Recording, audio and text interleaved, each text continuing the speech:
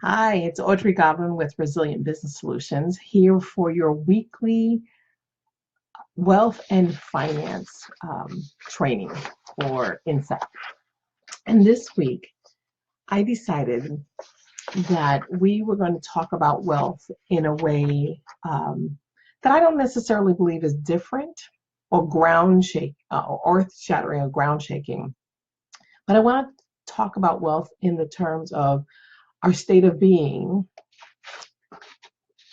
where it directs our state of being really from the depths of our soul dictates the direction of our behaviors and determines the depth of our legacy, the length of our legacy. And so when we talk about wealth, I really, as much as I have been trained over the years, excuse me, trained over the years as a CPA and a CFO. So most people just think that we're just bean counters and we just do numbers. But when you get to the level of a chief financial officer and that you're actually in the C-suite, and so not only are you responsible for making sure that the daily numbers, the monthly numbers, balance and they tick and tie, but you're also responsible for making sure that financially you understand every aspect of the business: sales, marketing, operations, as well as the finance and administration part, because you have to help the CEO develop strategies and financial benchmarks that will support the other benchmarks and the goals that each department has in the context of the direction that the business is going. So why I bring that up is you will always most people make the assumption that uh, numbers people, whether they're accountants or engineers or CFOs, that all our focus is just on numbers. But my background is that I'm a dancer and I'm a musician and I'm a writer. So I've written poems and short stories since I was a little girl, and I love language. I when I was in high school, I took a French class. And what was interesting is that my brain didn't translate from English to French. What it would do is it would translate to Spanish, then to English, and then I would get the French. It was the most bizarre thing. And the reason I'm telling you all this trivial information is for you to understand that what I want to share with you is the definition of wealth. Because what I know about language and words in my lifetime is I have watched words change their meaning in the current context. So we try to bend the definition of words to meet what we want it to mean, as opposed to looking at its original definition, so that we truly know where the word came from, and what the word meant, and then how it evolved over time. And so what I did was I looked up the word wealth on dictionary.com, which is probably a most current dictionary, and it has 5 different definitions of the word wealth. Um, Different applications. So the first in dictionary.com, it says a great quantity or store of money, valuable property, or other riches. The second one says an abundance or profusion of anything. Third relates to economics, where it says all things that have a monetary or exchange value, or anything that has utility and is capable of being appropriated or exchanged. 4 is rich or valuable contents or produce. And then 5 is the state of being rich, prosperity, and affluence. So I find that interesting because I went to the Webster's dictionary that's dated 1828. They only have 2 definitions for the word wealth. The first one being prosperity and eternal happiness, and the second being riches, a large possession of money, goods, or land, that abundance of worldly estate which exceeds the estate of the greater part of the community, affluence and opulence. So what I find interesting when it comes to wealth and making money, creating income, and looking at different ways of doing that, is wealth went from your state of being prosperous and quote eternal happiness to we have a great quantity or store of money, property, and other riches. So it went from who I am on the inside to what I own on the outside. Good evening, Latara. It's good to see you, so to speak. And so the reason I bring this up when we talk about wealth, what I know and what I have seen and what I've experienced with myself, clients, and friends and family and other community members is that we're always talking about economics, that we have to make inroads economically and we have to gain lifelong generational wealth because other communities have more of that than some of us do. And really what it starts with is the wholeness in our soul, right? So if we look at wealth starting with our state of being and looking at the areas of our life, meaning that if I know today that I have wealth that can't be bought and purchased. So I have, healthy relationships with my kids or with my parents. I have girlfriends in my life. I have clients. But if I look at those things that actually cannot be purchased with money, then I know that I have a sense of contentment and well-being in my own life. And so that's where wealth starts. It starts in knowing what I have can't be purchased or exchanged for property. And so if I know that, and if I know that that I am already walking from a place of wealth, if I already know that I am coming from a place of victory, it changes the decisions that I make every day. It changes how I walk out. It changes how I serve clients. It changes who I approach to be a client or a strategic partner. It changes how I save and invest money. It changes how I might purchase a house or purchase a car or even the clothing that I wear. And it's really important when we talk about our state of being to be present, right? So one of the things that I have recognized even in my own life over this year, I mean, there was a very big to do about the solar eclipse and how, there are many people talking about, out with the old and in with the new, and, the totality, all the symbolism that comes with, a shift in the heavenlies, so to speak. And so what I've recognized is we have to be present to even notice with awe and wonder that something so far away can have an impact on us. And yet when we are not present in our own life, when we are not present in our own body, when we're not really paying attention to the areas of our life that require us to recognize the abundance and prosperity we already possess, then we stumble through 6 to 8 months of the year and realize we're not making our financial goals. And it could very well be that life tripped us up a little bit, events happened.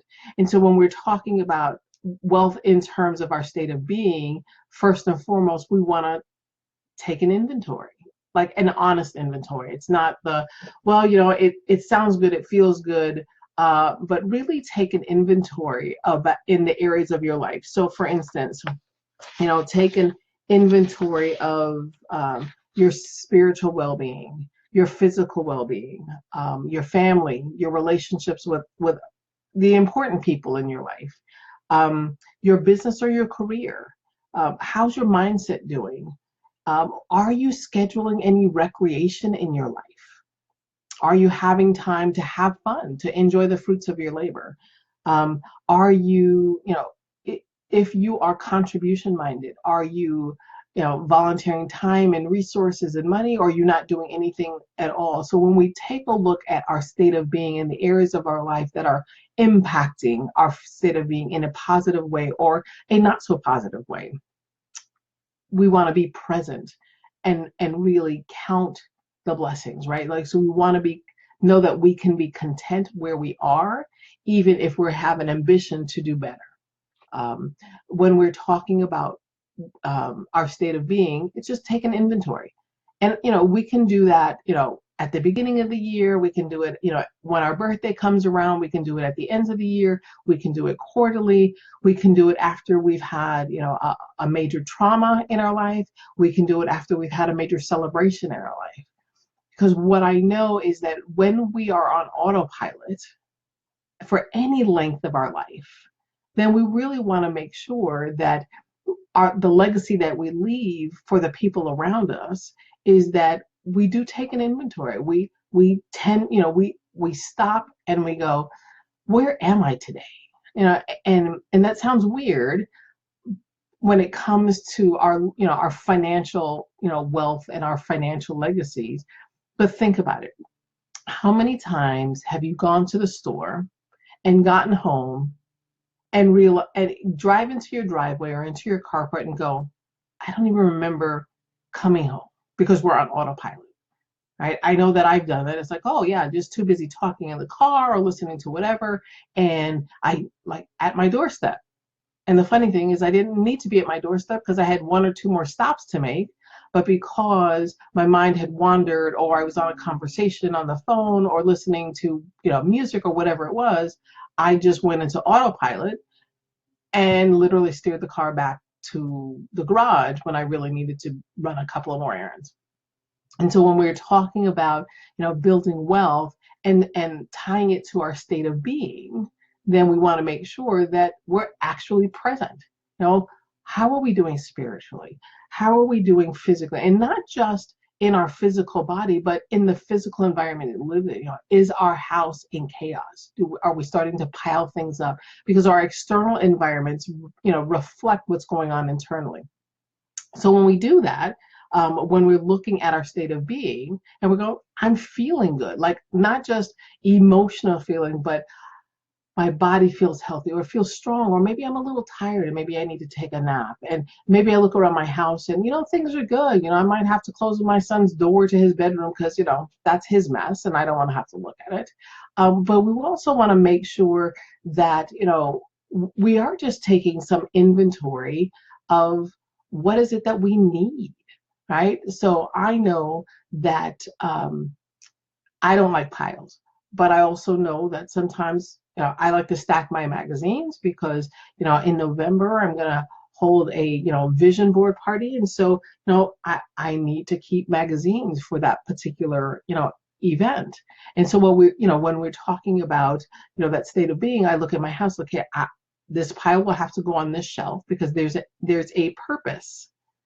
Hi, Brenda. Thank you. There's a purpose for that stack, as opposed to, a stack of mail on the table that I haven't touched or haven't looked at or haven't gone over the recycle bin to get rid of all the direct mail that I don't look at it at all. But knowing that when we spend that time, just a few minutes a day, or just to center ourselves, because the other thing that I know, or that I've come to recognize in my own life and with the clients that I work with, is when we are in a state of being frazzled. Right? Like we think we're on a path and we're doing really well and we're not really necessarily having bumps or hiccups, but then we make a decision. Like there's a line of demarcation. I'm going to now just focus on speaking and writing and delivering client projects. Or like I was on the phone with a client earlier today who was doing really well and they had to move their store in a particular mall. And then all of a sudden it seemed like things were going sideways and their sales were dropping in the store that they had, and they were trying to do online sales, and all of a sudden things just seemed chaotic, and it was like, oh, we just have to get more money in the door, more money in the door. It's like, okay, stop. So when you feel yourself getting anxious or getting frazzled, like really paying attention to your state of being and take a deep breath, like stop, like really just stop. Take a deep breath and go, what do I need to know right now? What triggered me? Why am I feeling frazzled? Oh, I looked at my bank account. Sales are down. Okay. Have you been following your course of action? Have you been, And for instance, with the client I was speaking to earlier today, I said, so how are you doing on your social media presence? Because you have to treat your online store the same way you would treat your store that's in the mall. Have you been consistent with that? Oh, because we talked about that could be a good 5-figure income just from that one location online, and it has no rent. But he was getting frazzled because things were moving. He's opening a new store. Okay, so let's take a deep breath. How did we get here? Oh, and our paths, every time we're getting to a new place where we're experiencing, no big hiccups, we're kind of clipping along very well, we're doing what we have committed to ourselves that we're going to do. Our bodies are not used to that.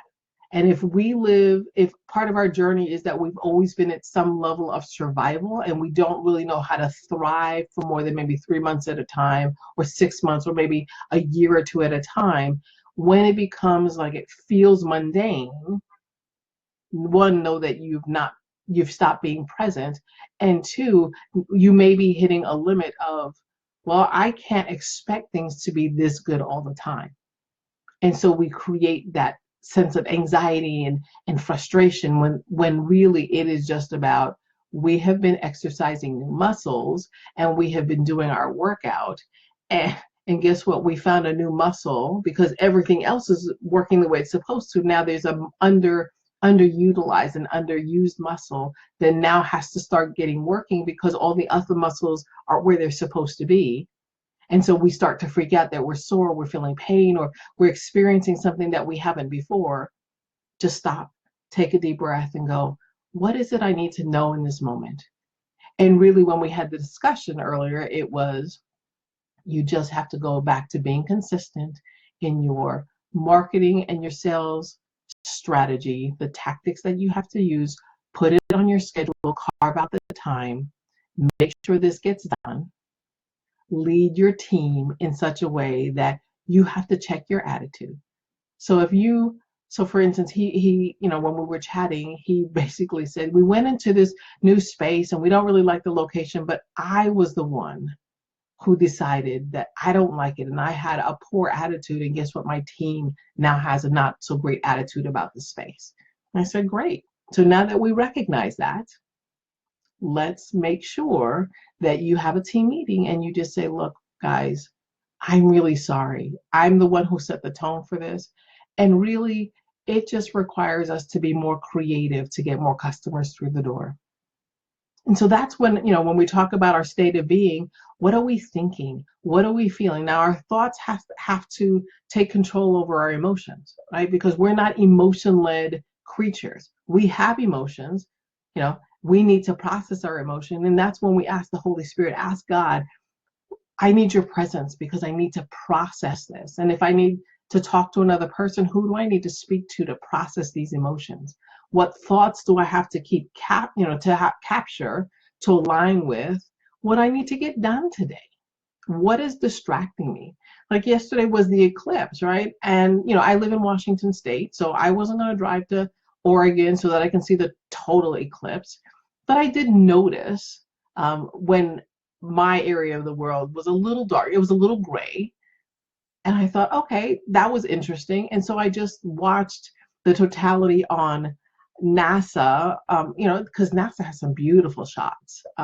So to be able to appreciate what was going on and to listen to other people, a lot of people speculating or, talking about, the energy of the moon is affecting this, that, and the other. Yes, we can look at creation, but I didn't need one more training about how to let go of the old and focus on the new. I can tell you just from my life experience that if I'm going to create wealth that's going to last beyond me, because we are, as believers, we are required to think about what our legacy is, that everything that we do has an eternal perspective. So our limitless thinking has to have a legacy perspective. So when we're talking about our state of being and what we're doing is, well, I know what I have to do. So that means that I can spend 20 minutes outside chatting about the eclipse, but I don't have to go through another training that says, oh, well, this is the perfect time to,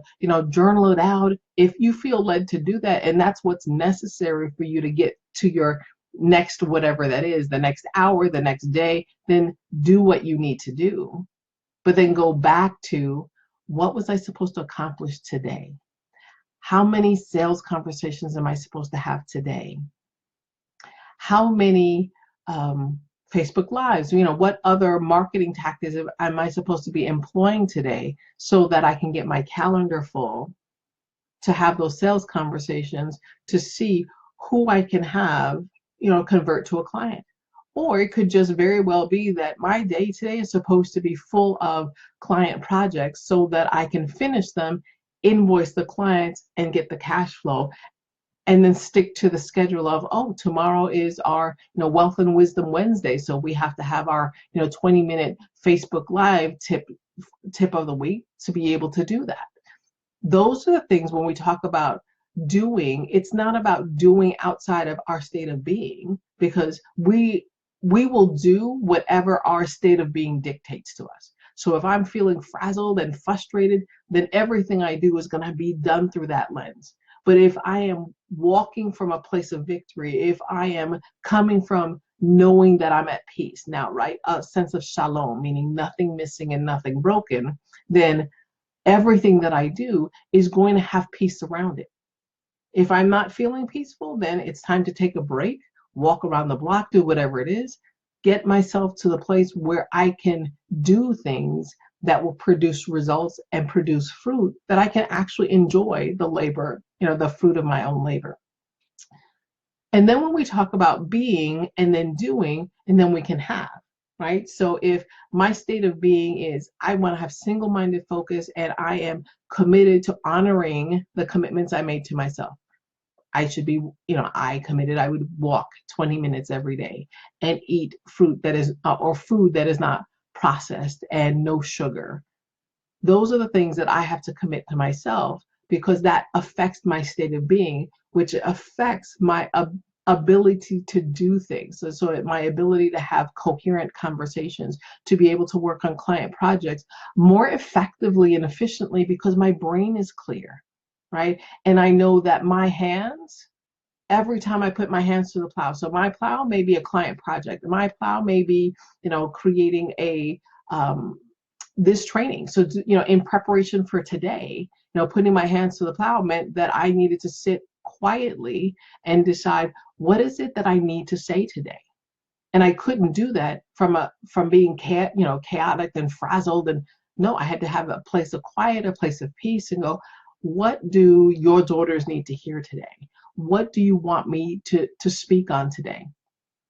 So that state of being directed my doing in study and preparation for today, so that now I can have the time with you that is completely focused, that is of service to you.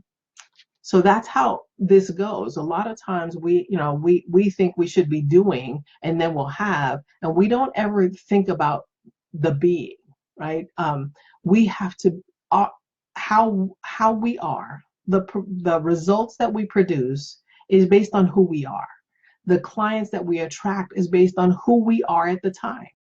So if you're projecting a persona that is not in really alignment of who you are, because you just have to, let's just say, and I'll just be honest, it's like, I have had that, imposter syndrome is, I'm supposed to be this financial expert. Well, what I know is that going through a divorce really impacted my finances. And yes, I have all the skills.